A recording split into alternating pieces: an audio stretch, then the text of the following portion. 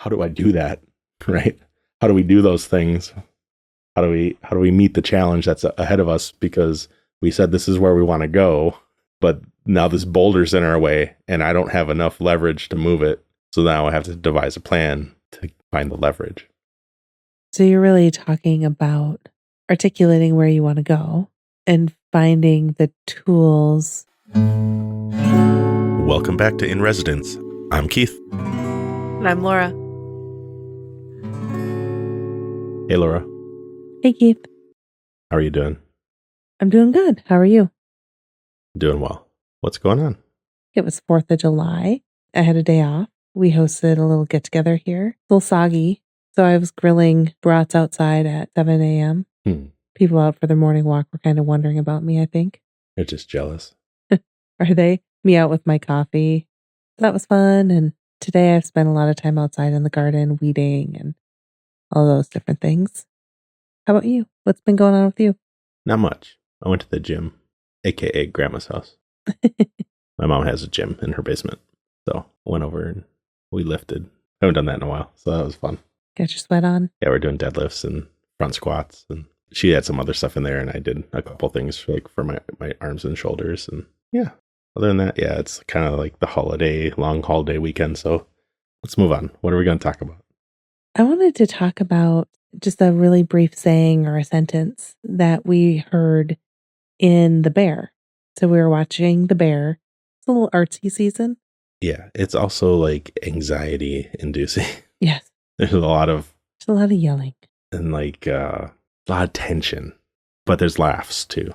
Like it's funny, but we tend to say that about a lot of the shows. Anyway, it's about a chef and going back home to fix up the business, family business. And so what did we hear that I was like, ooh, that's really interesting?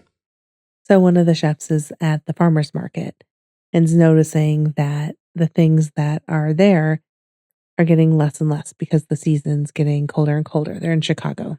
Well, the seasons are getting shorter and shorter. I think that was like a nod to like climate change. Oh, and they're talking about how there's less and less farmers because the seasons are getting shorter and shorter, harder to grow things.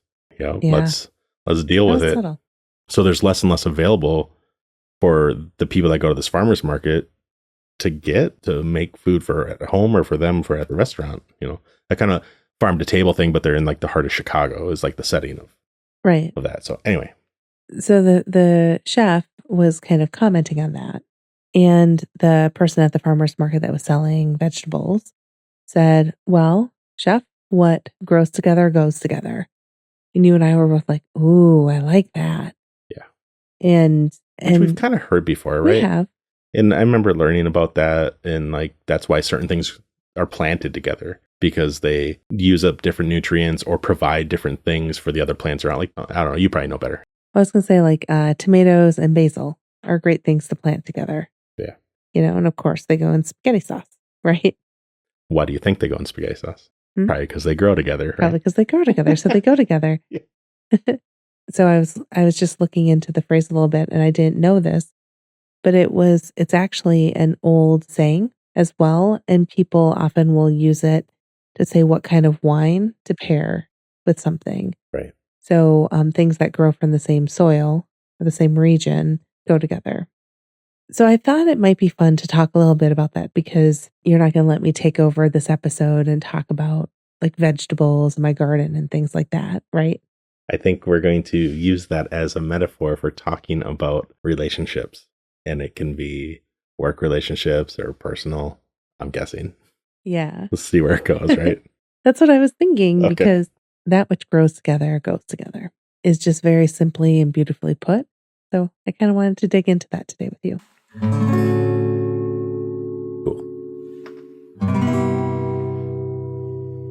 I was really thinking about how you and I spend a lot of time growing and learning and trying to work on things that are important to help us kind of do the work.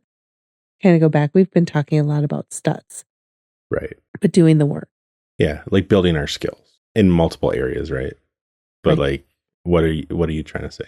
So I guess what I'm trying to say is I think you and I both really focus on making sure that we are learning, being challenged, growing from that challenging of different ideas, either ideas that we've read or even kind of challenging each other.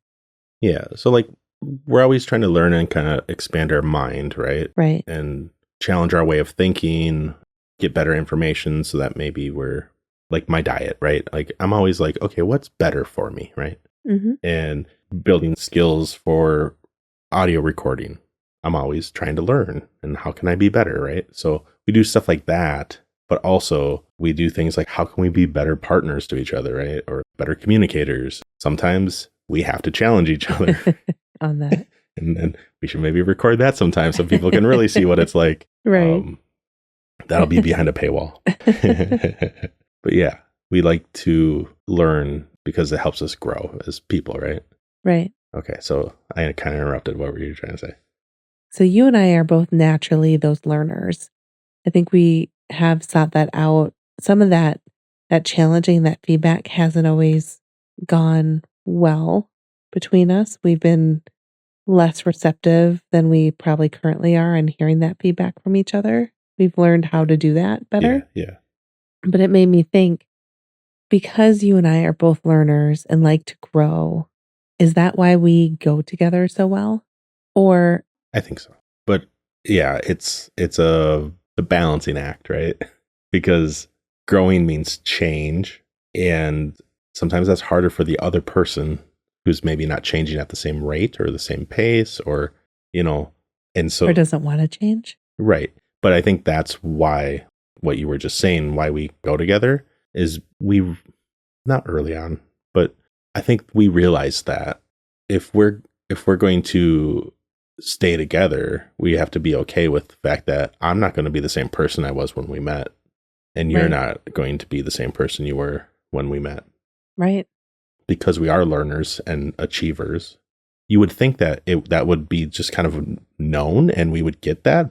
But I think it was actually a bit of a challenge at one point where, oh, we're shifting what we're into, or, well, why don't we still do that? Something like that. Like, I feel like there was a time period, maybe, like 3 to 7 years in to our relationship, where there's Yeah. probably like those growing pains, right? Don't they, what do they say? A 7-year itch or something? 7-year itch. Yeah. Like we were like high-fiving when we made it past that. We're like, we made it, just because it came up, because when people ask, oh, what anniversary is it? 7? They would say that, and we're like, oh my, oh yeah, I think there's a movie called that too or something. But now we're like, yeah, we like to grow and we like to learn, but it's like, oh, it's not all roses. No. It takes work and like awareness and communication, right? That type of stuff, and not just being aware of that somebody else might have a different idea or a different plan, or to be considerate of what their needs are, but aware of, I talk about if I get cranky, I need to be aware of why. It's not like, and I'm really not that cranky that often, but like you can tell when I'm like a little grumbly or something. Mm-hmm. I'm trying really hard to not sit in that, and I want to be more reflective of like, oh, why am I feeling off? It's open dialogue. Right. Kind of what comes to mind is what's really important, I think.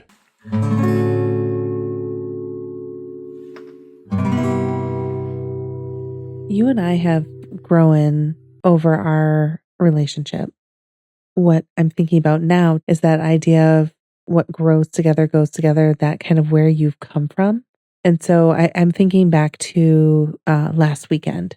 My sister was in town, and it's not the same as it was when we were growing up. But there are still a lot of things where like, oh yeah, and this and that. And it just felt like home, because it was home. Yeah, you have roots from the same soil. Right. And just silly things. Here's an example. So on the second to last day that she was here, we were having breakfast and hanging out. And she goes, oh, I brought a puzzle that we could start doing as a family and just have it on the table throughout the week, but I forgot to bring it out. It just made me smile a little bit, because she likes to puzzle. I like to puzzle. My mom and grandma puzzled. I think they always had a puzzle going at my grandma's house. That just made me smile a little bit, because it's like, oh yeah, I totally get that. She gets my vibe. I get her vibe. Just amazing. because you don't have to explain yourself. It just works. Mm-hmm. Does that make sense? But it doesn't always work. Yeah. What are you thinking right now? I mean, I'm like, yeah, that's amazing when that is the case, when it just works. But it's called growing pains for a reason. Like that's another True. part of it that comes up for me is we do all this amazing growing together and we support each other. But like the thing I was hinting at too is like, oh, there's also like some discomfort in it, and that being aware of that, Yeah. so that it doesn't turn into something a little more sinister or undermines what you're trying to do in a partnership. Yeah. I think that is important because have you ever had a relationship where you hung out with someone all the time and then all of a sudden, like you don't even know exactly what happened? You're just sick of them. Well, I don't know if it's even you're just sick of them, but you're just like, wow, I think I've grown and you have not. Oh, so my head was going to, it's like you're a kid and you're hanging out with your friend and your best friends and everything's great. But by the third day of the sleepover, you're like, get away from me. I'm sick of you. You're just ready to be done. And it's oh, funny. You had a 3-day sleepover? in like the summer or something. I mean, come on, what were you doing all That's summer? amazing. I don't know. I don't think I had a 3-day sleepover. Okay. Anyway. But like, I guess that kind of brings up to like the reason opposites attract is so that there's not so much of the same energy in one space. Maybe. True. So Maybe. Oh. I wonder if some of those relationships that you've had with people in the past, though, and it's not because anything bad happened or anything was different, but you just kind of, like the saying is, oh, we just grew apart. Yeah. So did you grow apart or did you just grow in different directions? But that's the same thing. Is it? How is that different? How is growing apart different than growing in different directions? Well, because growing apart could mean that one person isn't growing at all and another person is growing. But that's different direction. Anyway, I'm just being funny. To me, there's not differentiation there, but the subtlety is important, and I get that. And yeah, you grow in a different direction and you grow apart. I think it's harder. Well, I'm not sure if it's harder when you're younger or older for that to happen. It's definitely harder to make new friends when you're older, I think. Yeah. But is it a little easier to be like, oh, well, that didn't work out? When you're older, you're kind of like, meh, I'm moving on. Whereas like, but like when you're a kid, like things may, like if a friend stops talking to you, it's probably devastating. Right. But you survive. And maybe that's why it's easier when you're older. I don't know. Cause you went through that growth of the cycle of things changing and shifting. So I feel like you have more to say about growing apart. I spent a lot of time thinking and talking, but thinking. Is that why we butt heads sometimes? Because we both do that. We're both thinking. We're both in our own heads sometimes. Yeah. Yeah, probably. As I think about people that had been in my life and just, we've just kind of grown apart, it does make me wonder, did we just grow in different ways? Was it less convenient? Were we no longer just near each other? Like the basil and tomato, were we just not near each other? Yeah, that's interesting. So was it proximity? Mm-hmm. Or was it that we had two different life journeys that didn't connect, not because they were opposite, but just they weren't quite in sync. We weren't in the same places. Does that make sense? Like I even think, and not necessarily always, but like some friends who maybe had kids earlier than I did or later than I did, we're still friendly, but we're just off a little bit because we grew in that parent track at slightly different rates. Yeah, what you're saying makes a lot of sense. And I mean, are you supposed to find your best friend because you live in the same school district and you go in the same kindergarten class? Possibly. It came up in my head a little earlier when you were saying the proximity. It's like, yeah, maybe we go together because we came from the same 15-mile area, born and raised in the same county. Yeah. We didn't meet until we were adults, 18, 20, right? Yeah. Well, you're a little older. And so we have a little bit of the same culture in a way because we're from the same area. Still, there's lots of differences. I think proximity is really important. And it brings up that same thing of like how, like as humans, we're not meant to know 2,000 people. like our tribe is like 100 people kind of thing. Yeah. And after it gets a little over that or two, I don't know exactly, but that idea, right, of like after a certain number, you can't have a certain type of relationship. It's more acquaintance. And I know of that person. Like your core group is small. Your circle is small. It's nice to travel in different circles, but as your life evolves and you start a family before your friends, yeah, it gets hard because you're not experiencing life the same way. Yeah. Going to college or getting a job away from home or something, or starting a family. Where do you build your house if you're starting a family? Or, it's just different choices. And proximity is, I think, a big influence because as humans, it's important who's around you. I mean, technology has made it different too, where you can FaceTime and phone calls and texts. Yeah. And people say that's not the same. And I agree. But it's also, I think it doesn't get as much credit as it deserves that we can connect with people across the world, over oceans. Got some great people in my life that I've never met in person. Right. So I get it. Proximity is important. But yeah, with these awesome new tools, I think it opens up another possibility. Right.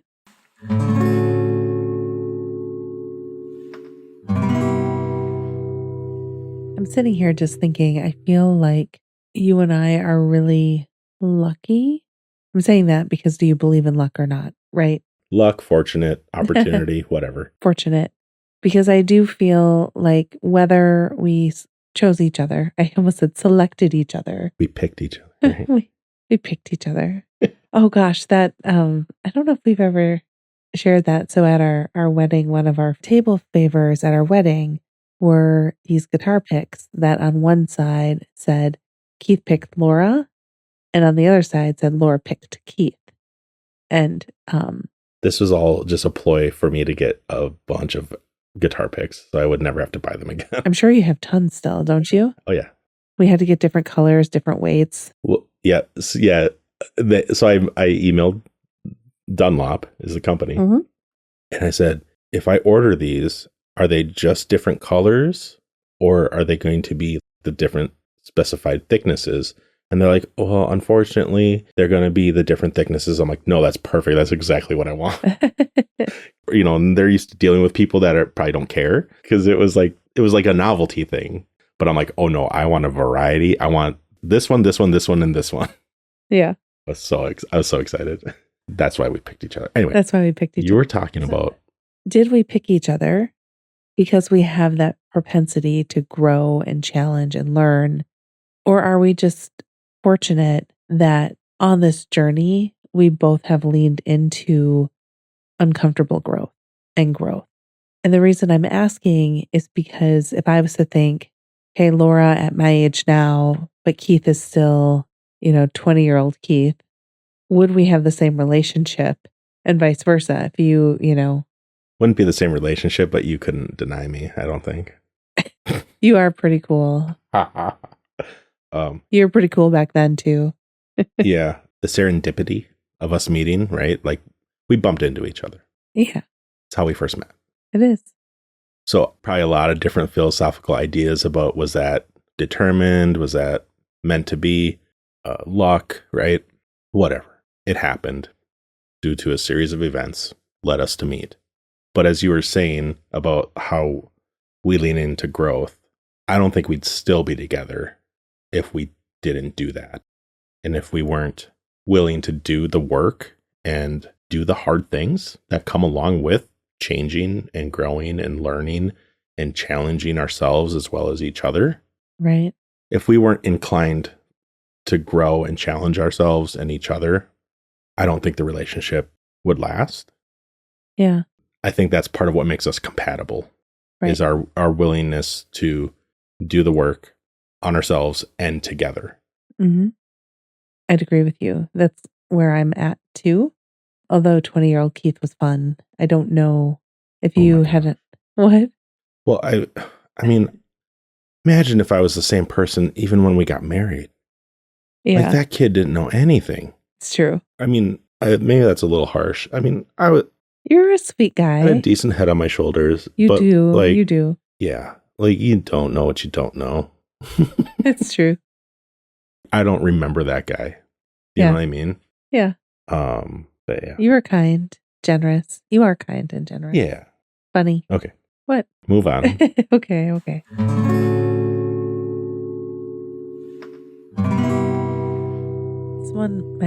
This question might make you want to think a little bit, or maybe you know Okay. right away. But we're talking about growth and how growth can be uncomfortable. Sometimes it's easier to navigate that discomfort than other times. I was thinking it might be helpful to think about when we're going through that, what things do we do to work through it? Kind of what advice would we give to work through it? But advice feels so strong because I don't think we have it figured out. Is what I'm Does laughing. that make sense? So I'm laughing because I'm listening to Michael Bungay Stainer's The Advice Trap, and it's all about it's not about not giving advice, but it's about waiting and listening and asking better questions before you chime in. So that's why I just finished it last night, actually listening to it. It was good. Anyway, that's actually a good growth piece, isn't it? So instead of us like shelling out advice, and it kind of goes along with, we're talking about last week, how do we help people, right? And thinking about that makes you ask the question, what's the problem? Like if I'm feeling discomfort because things are changing and shifting, or I think something needs to change, but it's scary. That tends to be more of what would happen to me, is like I tend to like not change. People are afraid of change because what you know is what you know, and that's certain. Even if it's not enjoyable, at least you know it, right? Like that's that thing that stops people from taking that leap. And I've talked about how I'm trying to switch that sit and wait signal to be lean into that signal. And so when I'm trying to grow and maybe learn a new skill or explore, I think I need to get real about what it is I'm actually trying to improve. Because if I'm trying to learn something, if I'm trying to grow, to me that kind of is like I'm trying to get better at something. Right. If I'm trying to lift more weight in the gym, the problem is I don't have the strength or the power to move the weight, right? Sure. When we get into things that are a little less concrete than that, it's a little more tricky, and you need to have maybe the grace with yourself and the patience, be able to identify, what am I trying to improve? What am I trying to change? It's more of like, what's the problem I'm trying to solve? For some reason, that's coming into my head when we're talking about this. And it probably has to do with like what we talked about last time.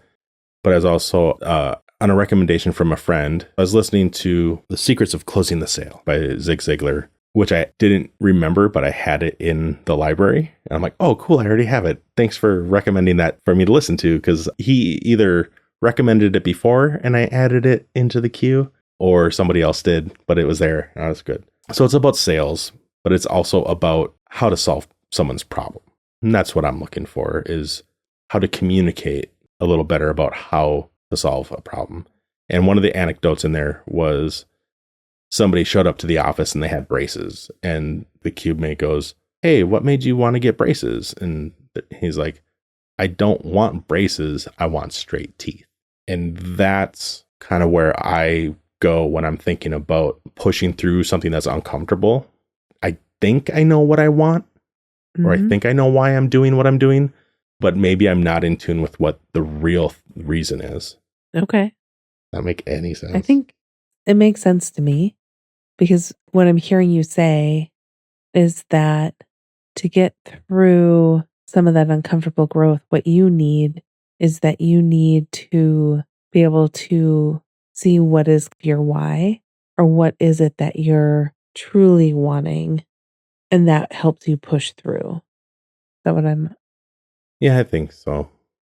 I think that's bigger scope-wise than the things I was thinking about. Something that I do to try and get through some of those uncomfortable growth places is reflection and reframing. Well, I think that's what I put into my brain to get the answer, or to help you reframe. Like I'm reflecting to figure out what I'm actually going for. Yeah.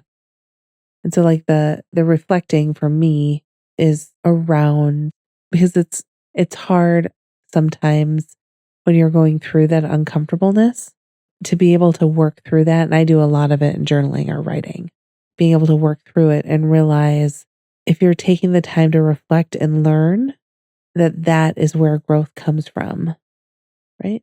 Yeah, and I think in those processes of our processes, because I've talked about how writing was like at that epiphany of like, oh my gosh, writing is really powerful tool for me Yeah. to communicate with myself instead of only being in my head.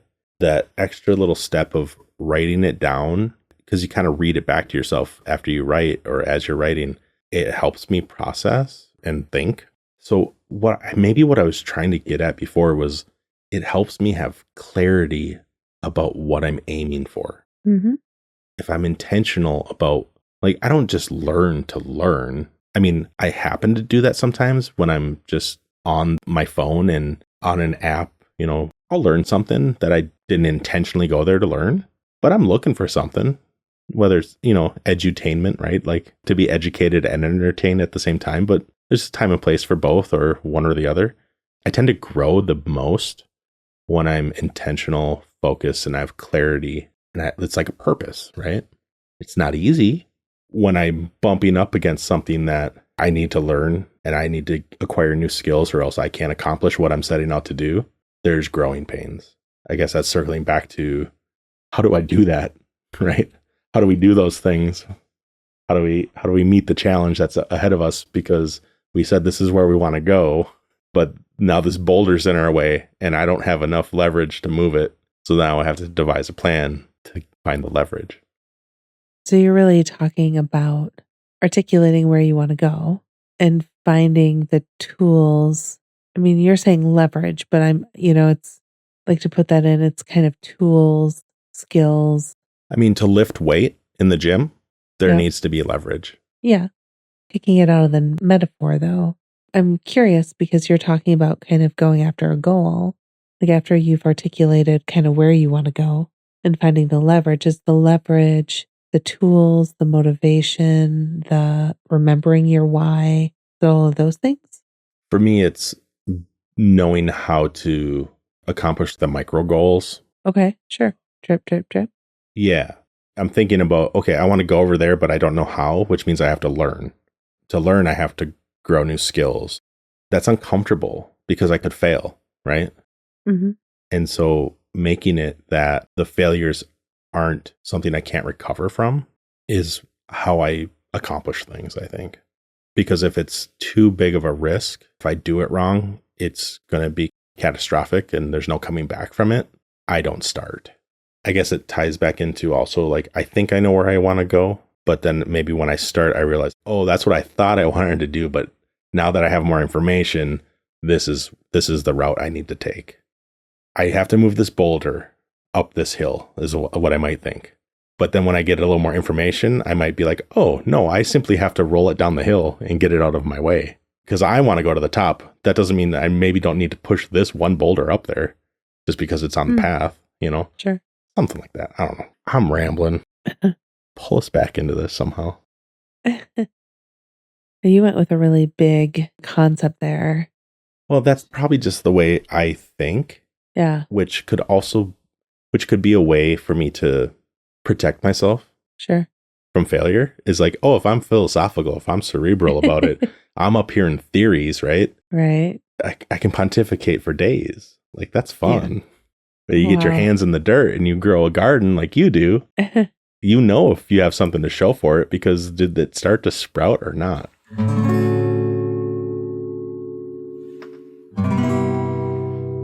Something a skill that I've worked to grow and I've grown is finding ways to share difficult information with people when I need to. Like having difficult conversations. Yeah. How's that going for you with me? It depends on the day. Just kidding. I've created these kind of power phrases for myself to help me reframe why I'm doing what I'm doing. Oh, to like psych yourself up to have the conversation? Or? A little bit, or even afterwards. Okay. Like when I've had to share something that's hard to say. Oh, and like re-entry back away from it. And okay. Yep. One thing that I say is you are going to share this information with kindness and clarity. You are giving this individual a gift of knowing where you really stand. I try and frame it of you are doing something that most people would not do. And that is a gift to this individual to know. Mhm. And I don't overuse it. I'm not like going around like, here's a gift for you, boom. Here's a gift for you, boom. Here's a gift for you, mic drop. Like I'm not doing that. It's just when there's something like I really have to say, hey, do you got a minute? So that's been something I've used. And I talk to people too that I've worked with before that are like, oh, I can't believe I'm gonna have to say this to that person. And I'll say, you know what, you're giving them a gift because there's lots of people who would simply ignore it and then they would never know. They would never know where you really stand. As long as it's done with kindness, generosity, and clarity, not beating around the bush. Yeah. But having it come from a good place is important. But that's something that's just hard for, I think, a lot of people to do, to say hard things to people. I've grown in that. I still don't like doing it. So maybe that's a question. If you're growing, does that mean you have to like it or enjoy it? No, I think it's like exercise. Okay. I love the result, and I like how I feel when I'm done, when I'm not too sore, right? True. And I kind of enjoy a little bit of the discomfort because it means that I'm working. That's not the same as having a difficult conversation with somebody. I don't think you need to enjoy it, but just as you said, you need to be clear with yourself that even though this isn't enjoyable for me or them, probably, it's necessary. I mean, that's being a leader. Right. It's the reason it's hard to maybe find leaders sometimes is because who wants to give somebody something that's hard to hear? Right. And when you can just ignore it and the status quo will probably be okay, but there's no growth in that. Yeah. For the individual or for yourself, right? Exactly. Yeah. Yeah. And I don't know why I keep bringing it back to like exercising and stuff. It's probably just because I did it, but it's like muscles don't grow unless you use them. Right. If you don't strain them, they don't grow. The same with our minds, right? If you don't put a little stress on it, healthy amount, it can atrophy. Knowing how to deal with the stress, being kind to yourself and others, and all those, those things that you just brought up. It's like it doesn't have to be excruciating, but there's going to be some discomfort. It's going to be a little uncomfortable. The reason I think we're talking about this is because that's what we're trying to unlock. How do we help ourselves, each other, and other people get comfortable with that? Getting comfortable with the uncertainty of situations is not comfortable at all. The discomfort of not knowing what's going to happen is painful. It evolutionarily is a reason for anxiety, right? Why we're still here is because we're wondering what that sound in the woods was. Right. It got us into the cave and into shelter, right? But like we've probably mentioned here, there's not a tiger going to jump on me in the backyard, right? Might be a Gartner snake. Right, maybe, yeah. Saw one of those today. If you stop looking for them, you're not going to find them. Oh my gosh. Half joking about that. The big one. Is it making some sense? Yeah. I feel like I'm rambling a lot today. No, it does make sense. It makes sense to me.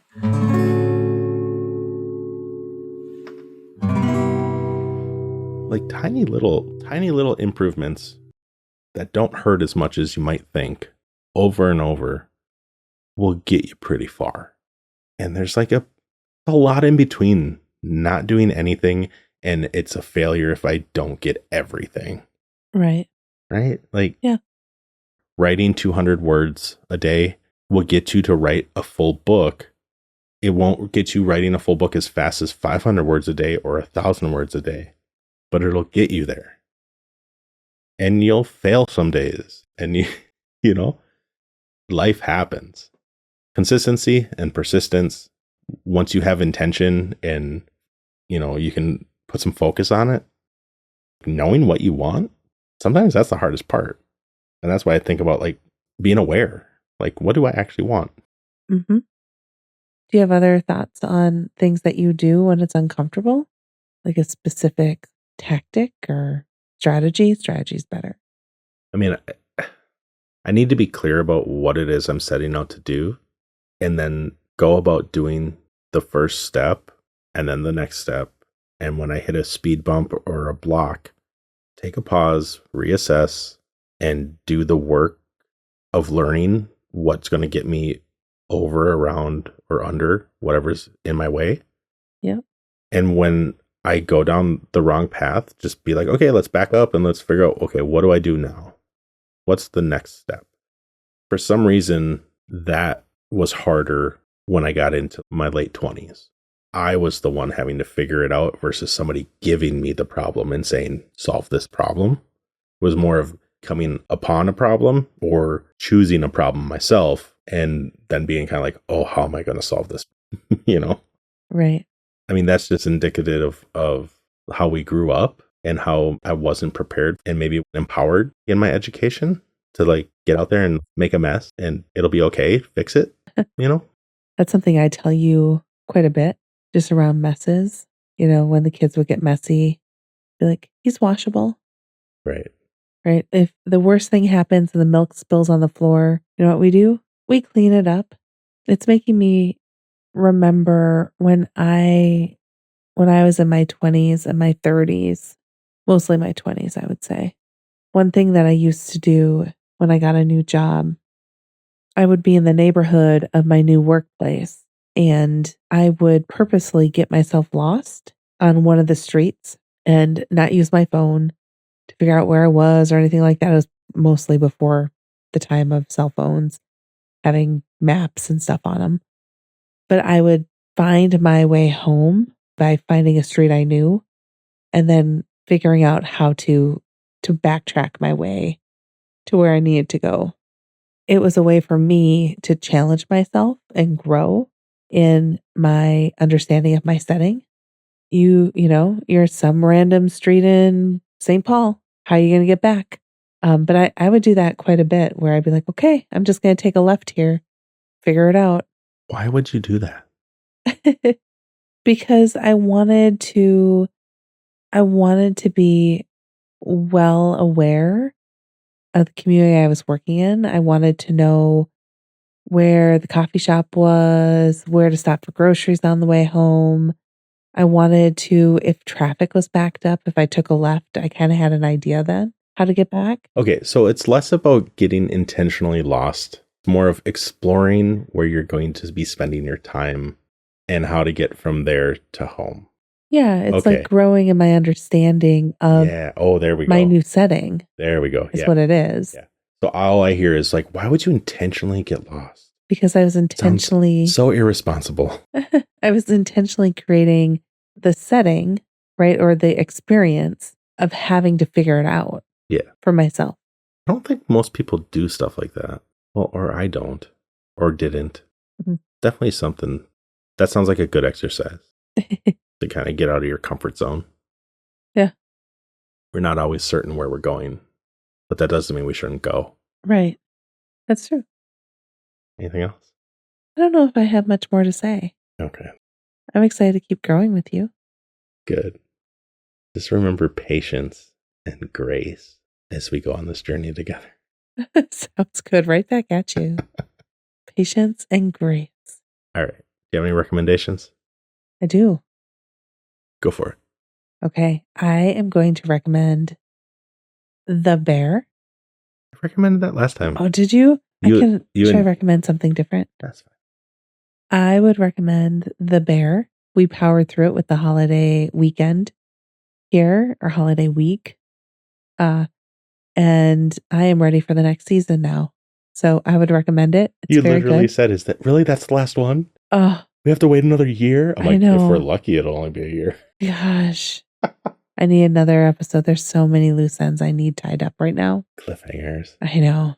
So, but The Bear, really good. There is a lot of yelling. So if that's triggering. At least they acknowledge it and they're like, use your indoor voice. Yes. Yes. So it was good though. Yeah. How about you?